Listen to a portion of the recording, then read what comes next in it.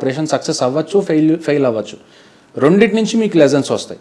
ఆ లెసన్స్ని మీరు మళ్ళీ ప్రాక్టీస్ చేసుకుంటూ మీరు నెక్స్ట్ ఆపరేషన్కి రెడీ అవుతారు. అంటే మీరు వెళ్తున్నారు, ఒకళ్ళిద్దరు మిమ్మల్ని ఆపి మిమ్మల్ని తనిఖీ చేయడం, లేకపోతే మిమ్మల్ని మాటికి క్వశ్చన్స్ అడగడం, అలాంటి టైంలో ఇద్దరు ఉన్నారు కాబట్టి మీరు హ్యాండిల్ చేయొచ్చు ఈజీగా.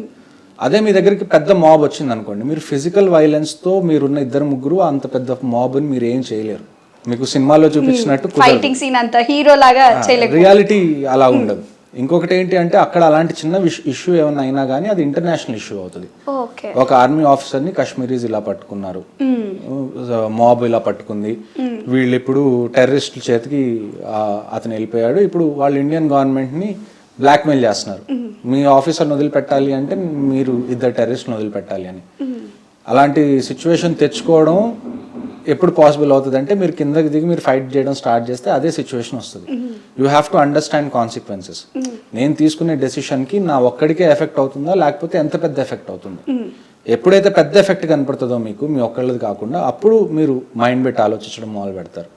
ఇలాంటి సిచ్యువేషన్ల నుంచి ఫిజికల్ వైలెన్స్ లేకుండా, ఒక గీత పడకుండా మనం బయటికి ఎలా వెళ్ళగలము అని అలాంటి థాట్స్ వచ్చినప్పుడు I thought this was the best idea.